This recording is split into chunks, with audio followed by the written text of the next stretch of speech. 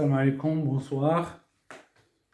Je vais aborder la suite du chapitre Travail, puissance d'une force qui s'exerce sur un solide en mouvement. Alors, grand 4, travail de la réaction du plan de contact. Premièrement, absence de frottement. Donc, nous avons un solide. Voilà. Alors, ce solide, il est en contact avec un plan horizontal.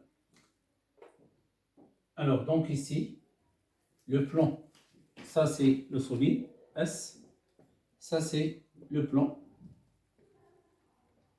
Alors donc, le plan, il exerce sur chaque point de la surface du contact du solide une force que je vais noter, R1, un autre point R2, R3 et Rn.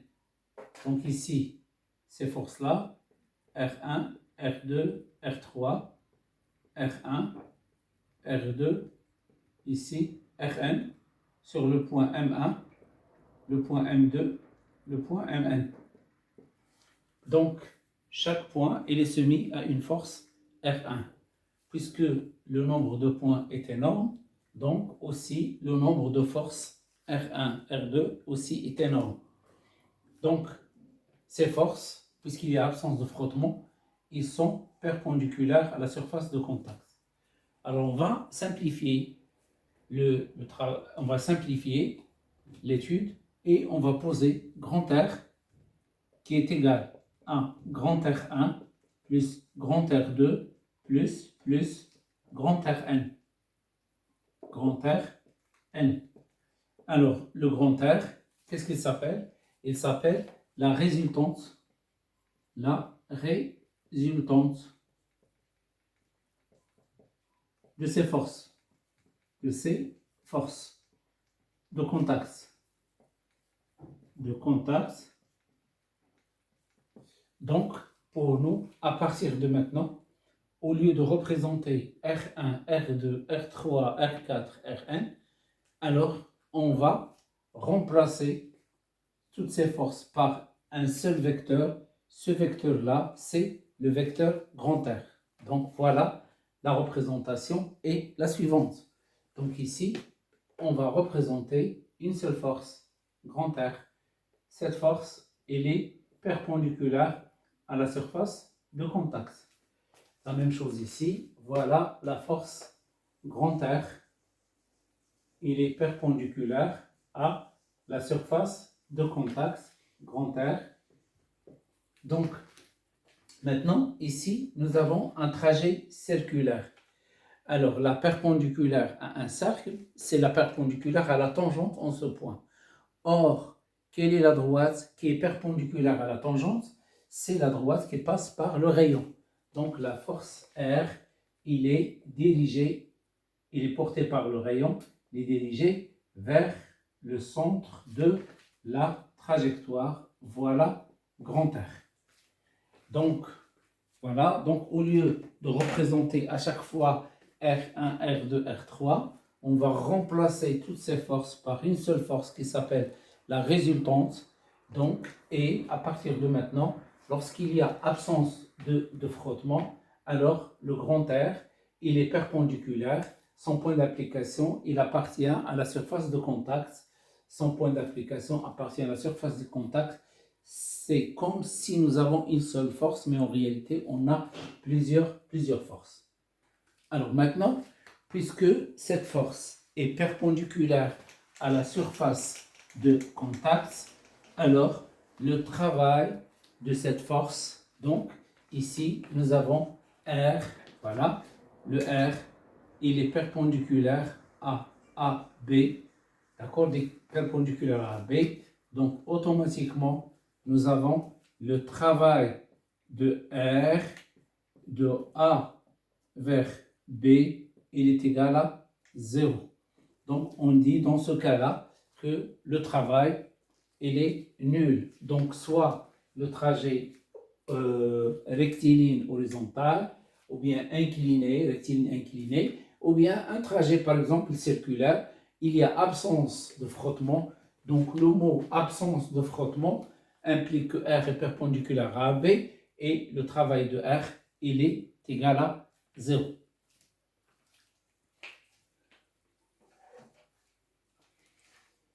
Alors maintenant, deuxièmement, présence de frottement.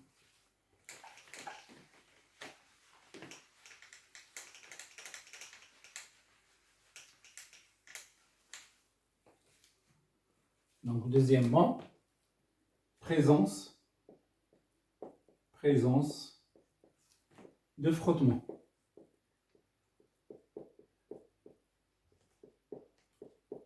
Alors donc, on va prendre un cas particulier, c'est-à-dire nous avons un solide qui se déplace sur un plan horizontal. Voilà, voilà le plan horizontal, voilà le solide. Et ce solide, il se déplace sous l'action d'une force grand F. Voilà, une force grand F. Alors, il se déplace de A vers B. Alors, supposons ici que la surface, ça c'est le plan de contact, il y a frottement, c'est-à-dire que la surface est rugueuse. Alors maintenant, comment est le R?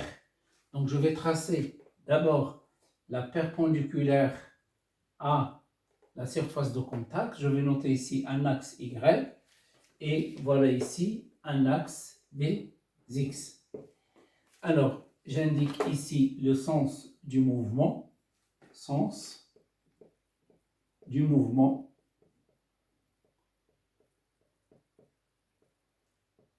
Alors le sens du mouvement. Alors, la force R, comment il est? Il est incliné d'un angle, voilà, la force R, il est incliné dans le sens opposé du mouvement. Donc, R, lorsqu'il y a absence de frottement, grand R, il est incliné dans le sens opposé du mouvement. Grand R. Alors, l'angle d'inclinaison, il est noté phi. Donc, phi, il s'appelle, donc, l'angle. Alors, l'angle d'inclinaison de R,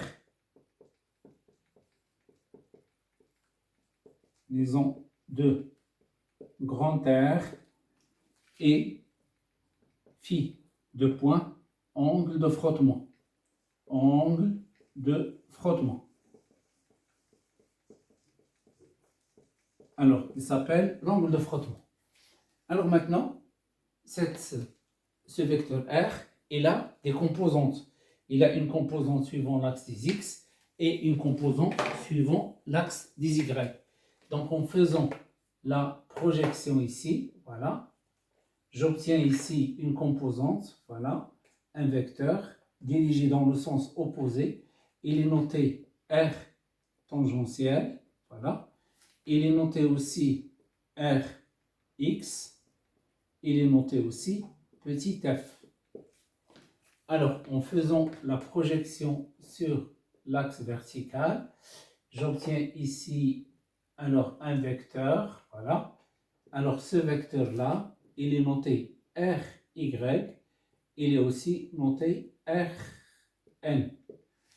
Donc, le vecteur R, il est égal à, on peut écrire, le vecteur R, il est égal à R tangentiel plus R normal.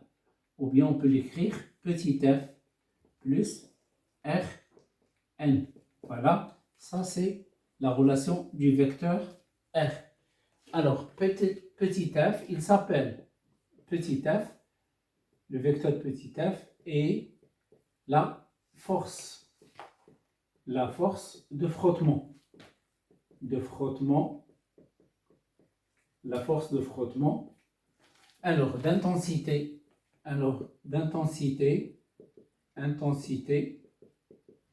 petit f, il est égal à la norme de f. Alors, l'intensité, il est constante et positive. L'intensité est considérée constante et positive. Alors, maintenant, nous avons donc ici, puisque R est égal à R tangentiel plus R normal, est égal à petit f plus r normal. La norme de r, la norme de R et, ou bien l'intensité, grand R est égal, voilà, comme ça, donc est égal à la racine de petit f carré plus R normal au carré. Alors, le R tangentiel, RT, il s'appelle RT et la composante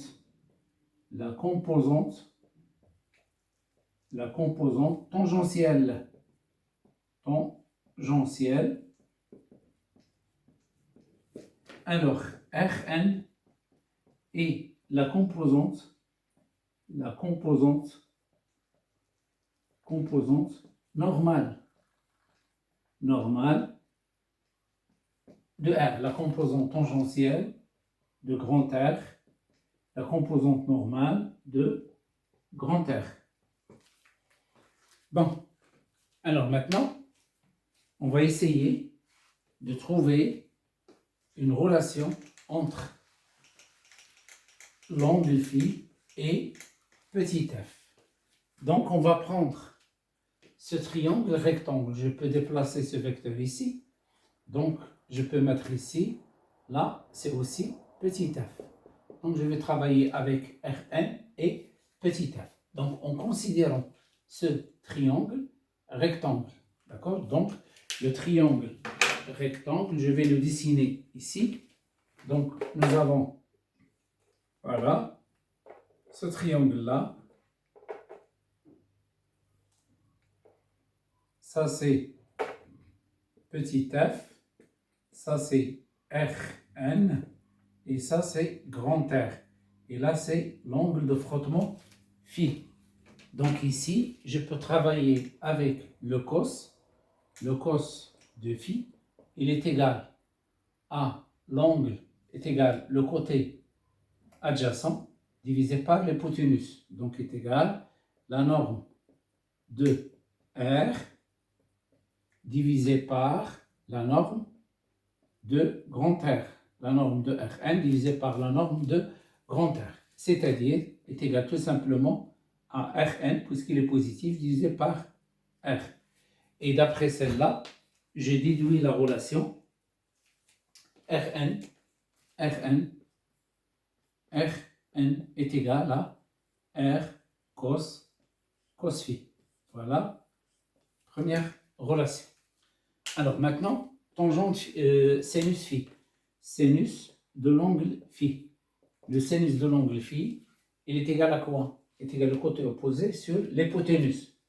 Donc, est égal la norme de petit f divisé par la norme de R. C'est-à-dire est égal à petit f divisé par R. Et d'après celle-là, je peux déduire directement, alors petit f égale. Alors petit f est égal grand R sinus phi. Voilà, grand R sinus phi. Alors maintenant, je divise. Je fais le rapport. Petit f divisé par grand R. Donc, petit f divisé par Rn. Alors, petit f, c'est R sinus phi. R sinus phi divisé par Rn, c'est R cos phi. R cos phi. On simplifie le R, ça reste sinus phi sur cos phi. Et ça donne tangente phi. Donc, je peux déduire tangente phi, il est égal petit f divisé par Rn. On note tangente phi, on la note par K. Il s'appelle le coefficient de frottement. Coefficient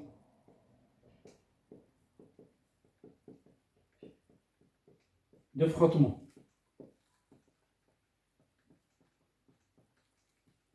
Le coefficient de frottement. Alors, ici, ce sont des informations que vous avez déjà vues en tronc commun avec vos profs. Donc maintenant, on va essayer de chercher le travail de R. Quel est le travail de R? Alors, le travail de la force grand R, dans le cas où il y a absence de frottement. Donc, le travail de R, de A vers B, il est égal. Donc, puisque R, il est considéré comme étant, c'est une fonction, c'est une force constante, donc il est égal à R scalaire AB. Je peux remplacer le R par, donc, petit f plus R normal, voilà, le tout scalaire AB. Alors, je vais effectuer la distribution. AB scalaire petit f, donc petit f scalaire AB, plus Rn scalaire AB. Voilà. Alors maintenant, nous avons le Rn, il est perpendiculaire à AB. Le Rn est perpendiculaire à AB. Donc, puisque Rn est orthogonal à AB. Donc, automatiquement, Rn scalaire AB, il est égal à 0. Donc, celle-là est égale à 0. Qu'est-ce qu'il reste? Le travail de R de A vers B est égal à F scalaire AB. Or, F scalaire AB, c'est quoi? C'est le travail de petit f. Donc, il est égal à F fois AB fois le cos. Alors, le cos entre F et AB. L'angle entre F et AB. Or, l'angle entre F et AB, cet angle-là, puisque AB est dirigé vers la droite et petit f dirigé vers la gauche, donc ils sont opposés. L'angle est égal à pi radian, ou bien 180 degrés. Donc, le cos de 180 est égal à moins 1. Donc, le cos il est égal à moins 1.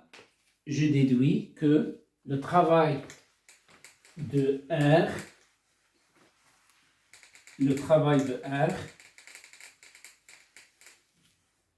donc le travail de la force R de A vers B, il est tout simplement égal le travail de F, la force de frottement, de A vers B, il est égal à moins F fois AB. Donc, vous allez apprendre directement cette relation et vous allez l'appliquer directement. Ce n'est pas la peine de faire la démonstration à chaque fois. Quel est le travail de R de A vers B est égal à moins F AB. Alors, dans le cas général,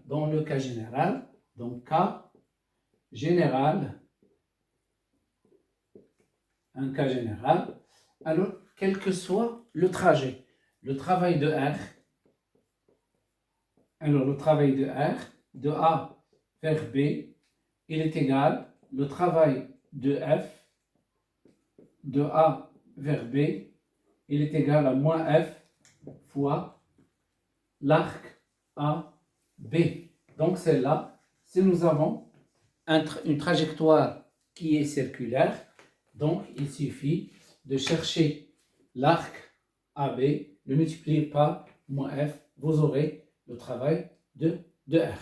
Alors, par exemple, ici, si vous avez, alors, voilà un arc, ça c'est l'arc AB, ça c'est un angle θ, ça c'est le rayon, donc automatiquement, l'arc AB est égal à R fois θ. Vous remplacez l'arc AB par petit r fois θ, à condition que θ, il doit être en radians. Et r, il est en mètres.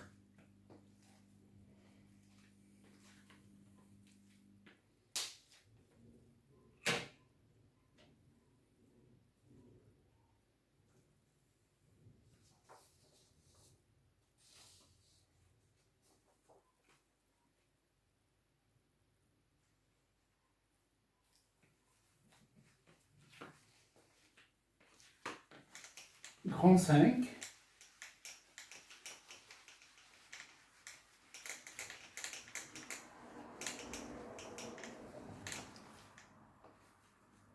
Grand 5. Grand 5. Travail d'une force. Une force grand F qui s'exerce sur un solide en mouvement de rotation. En mouvement de rotation.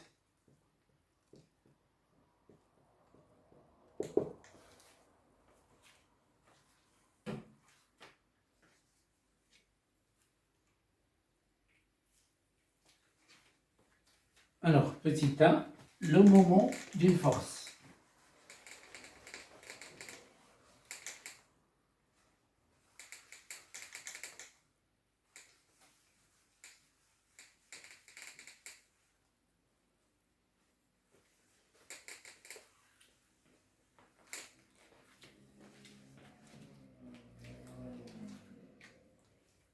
Le moment, petit a, moment d'une force.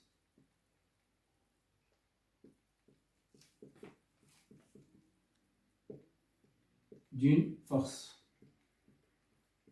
Alors, il est noté M delta grand F. Alors, donc ici, je vais prendre, j'ai ici une tige, voilà, une tige AB, A, B, de centre d'inertie grand G. Alors, au point A, donc A, ici, il y a un axe delta. Donc, il peut tourner autour de cet axe. Alors, on va appliquer une force constante, inclinée. Voilà, je vais prendre la force comme ça. Alors, en A, je vais appliquer ici une force grand F. Donc ici, nous avons toujours la tige. Alors, pour différencier la tige de la force, voilà la tige. Alors, on cherche le moment de la force F. Vous l'avez étudié en tronc commun. Donc, pour chercher le moment de la force F, il faut choisir un sens positif. Voilà, j'ai choisi un sens positif. Je regarde la force F, il est dirigé, il va tenter de faire tourner la barre dans le sens positif. Donc, son moment, il est positif. Si je choisis le sens positif comme ça, voilà, alors à ce moment-là, je regarde que F, il est dirigé dans le sens opposé du sens positif. Donc, son moment, il est négatif. Donc, dans le cas général, d'accord, le moment d'une force, M delta de F, est égal à plus ou moins D fois F. Voilà. Donc, après avoir, pour déterminer le sens, le signe, il faut choisir un sens. Donc, en choisissant un sens positif, voilà. Alors, en choisissant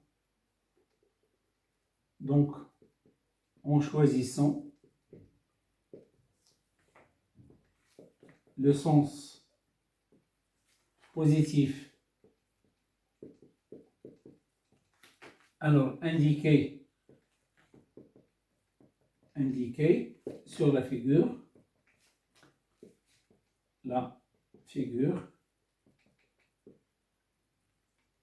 on a M delta de F, il est égal à D fois F. Alors maintenant, il suffit de chercher D. Quel est D? D, petit d, c'est la distance entre le point de passage de l'axe delta, c'est la distance entre le point de passage de l'axe delta et sa projection sur la direction de la force F. Le point de passage de l'axe delta, c'est A. Je prolonge la droite d'action de F. Voilà le prolongement de la droite d'action de F. Et après, je fais la projection orthogonale de A sur la droite d'action. La projection orthogonale de A sur la droite d'action. Donc la projection orthogonale, la voilà. Voilà, comme ça. Voilà la projection orthogonale. Donc ça donne ici un point. Ça c'est un angle droit, ça c'est un point H. Alors la distance, cette distance-là, c'est D. Notons ici que c'est alpha. Donc nous avons D, il est égal à la distance AH. D, c'est la distance AH. Alors maintenant, je peux déterminer le D en fonction de l'angle alpha, puisque ici, j'ai un triangle rectangle. Le D, c'est le côté opposé de alpha. Il est lié au sinus. Donc, le D est égal à AG sinus alpha. Est égal, dans ce cas-là, AG est égal à AB sinus alpha. AB sinus alpha. Donc, je peux remplacer le D avec la relation, d'accord? La relation D est égale à AH égale à AB sinus alpha dans ce cas. Donc là, une remarque. Donc ici, nous avons le travail de la force F. Nous avons le moment de la force F, grand F. Il est égal à D fois F. Alors donc, il faut à chaque fois, dans un exercice, il faut à chaque fois chercher le D. Vous n'avez pas toujours le D est égal à AB sinus alpha. AB sinus alpha dans cet exemple. Donc, on va vous donner d'autres exemples. L'unité, c'est le newton. L'unité de D, c'est le mètre. Donc, l'unité de M, c'est le newton fois le mètre. Alors maintenant, je m'intéresse ici, la force. Cette force-là, là c'est le poids P. Alors là, c'est le poids P. Et aussi, je m'intéresse à la force exercée par l'axe, la réaction de l'axe. La force exercée par l'axe, c'est une force que je peux représenter comme ça, voilà, grand R. Alors le grand R, pour déterminer le grand R, il faut étudier le mouvement de rotation. Il faut regarder est-ce que vous avez un mouvement de rotation uniforme ou bien un mouvement de rotation varié. Et le mouvement de rotation varié, comment est sa variation? C'est pourquoi j'ai représenté le R, même si cette représentation n'est pas exacte, mais il est acceptable. Alors maintenant, quel est le moment de P? Et quel est le moment de R? Donc le moment, d'abord je commence par P, je vais appliquer l'expression du moment. Donc dans ce cas-là, nous avons P, il est dirigé dans le sens opposé. Donc le poids il est dirigé dans le sens opposé. Donc le moment de P, il est négatif. Donc M delta de P est égal à moins P fois D'. Je vais l'appeler D'. À quoi est égal D'? Ça, c'est la droite d'action de P. Voilà. La projection de A sur la droite d'action de P, c'est G. Donc le D' est égal à AG. C'est-à-dire est égal à AB sur 2. Alors donc, M delta de P est égal, moins P c'est quoi? C'est M fois G, multiplié par AB divisé par 2. Donc ça c'est un exemple. Regardons maintenant le R. Le R, alors, il coupe l'axe. Donc grand R coupe l'axe. Donc, le moment M delta de R est égal à 0. Alors maintenant, le moment d'une force qui coupe l'axe de rotation, alors son moment, il est égal à 0. Donc pour nous, le R, il va couper toujours l'axe. Donc le moment de R, il est toujours égal à 0.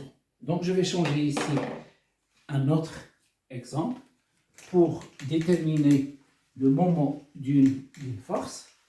Alors je vais choisir un exemple qui vous sera toujours familier puisque on va travailler beaucoup dans les exercices cet exemple. Donc je considère une poulie. Alors une poulie, voilà. Voilà une poulie.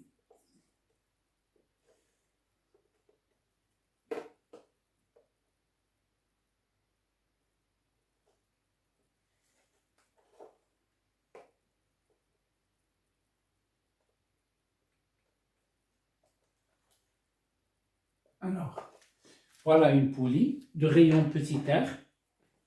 De rayon petit r. Voilà. Petit r. Donc, je vais mettre ici, alors, un fil qui sera lié à un solide. Et ce solide, il est en contact avec un plan incliné. Voilà. Il est en contact avec un solide sur un plan incliné. Et l'autre, donc nous avons autour de la poulie, donc ici il y a l'axe de rotation, delta, O. Ça c'est S1, un solide S1. Et de l'autre côté, la corde, on suspend un autre solide S2. Voilà. Ça c'est S2. Alors nous avons ici deux cas de figure. Supposons que S1 se déplace vers le bas. Alors le S2 va se déplacer vers le haut. Et vice versa. Supposons que S2 se déplace vers le bas, le S1 se déplace vers le haut. Alors on va supposer que voilà le sens du mouvement de S1. Sens du mouvement. Alors donc le S1 il va se déplacer vers le bas et ça c'est le sens du mouvement de S2. Sens du mouvement.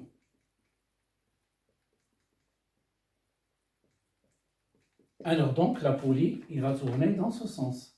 On va choisir ce sens-là comme étant un sens positif. Alors maintenant, quelles sont les forces qui s'exercent sur la poulie? Donc la poulie, il est soumise ici à l'action de 4 forces. Il y a la force exercée par, ici, c'est un fil. Donc je vais la noter celle-là, la force F1.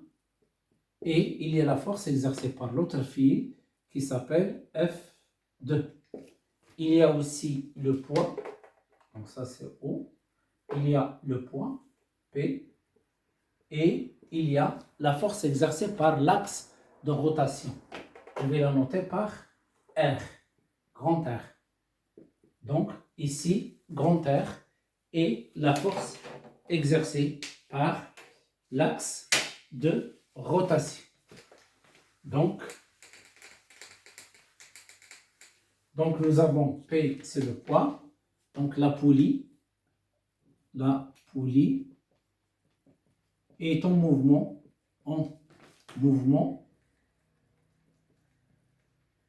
de rotation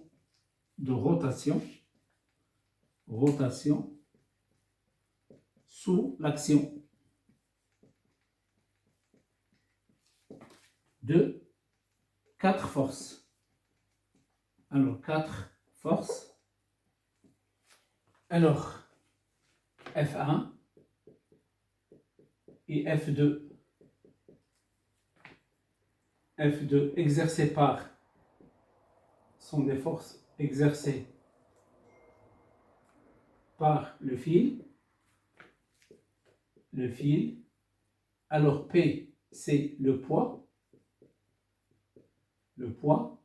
et R, réaction de l'axe de rotation delta. Alors maintenant, donc, dans le cas d'une poulie, il y a ici 4 forces. Bon, j'ai pris le cas, il y a 4 forces. Donc, nous avons une propriété. P et R, ils coupent delta. Donc, le moment M delta de P est égal à 0.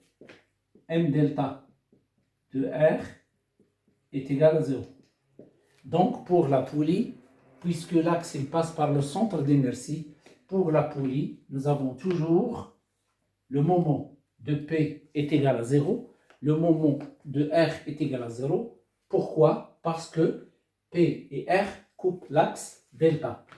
Car, alors, P et R coupent l'axe de rotation delta. Alors maintenant, qu'est-ce qu'il reste? Il reste le moment de F1 et F2. Nous avons choisi le sens positif, c'est le sens de rotation. Nous avons F1, il est dirigé dans le sens positif. Donc son moment, il est positif. Donc le moment